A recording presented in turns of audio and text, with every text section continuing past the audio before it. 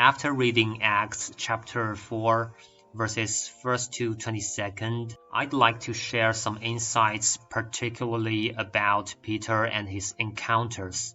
What stood out to me isn't just Peter's remarkable faith, but also the conduct of the priests, captains, and elders. Many might think they persecuted Peter, John, and other apostles, as they were greatly disturbed because the apostles were teaching the people, proclaiming in Jesus the resurrection of the dead. They seized Peter and John, and because it was evening, they put them in jail until the next day. Yet, they acted quite civilly, releasing them after just one day and taking no further action when their commands were ignored. They called the apostles in and commanded them not to speak or teach at all in the name of Jesus. But Peter and John refused to obey this command. And what did they do to the apostles then? After further threats, they let them go. They could not decide how to punish them, because all the people were praising God for what had happened. For the man who was miraculously healed was over 40 years old.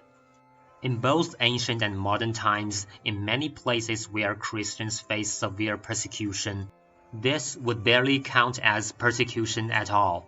Many believers today show a faith that surpasses even that of the apostles. I was struck by something a pastor said in a sermon.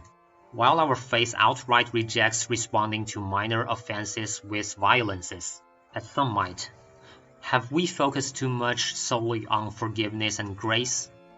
What about teachings on self-defense and self-protections? This made me think a lot. Consider Peter's response to persecution. He boldly faced the priests and elders and continued preaching God's words without self-defense. But should we always respond in this way to every type and every degree of persecution? The challenges Peter faced later and his responses didn't give us a straightforward answers, but prompt us to reflect. It's about emulating Peter's faith, not just mimicking his behaviors or actions. Let's think about that. Are we prepared to stand firm in our beliefs, yet flexible in how we respond to challenges based on their nature and severity?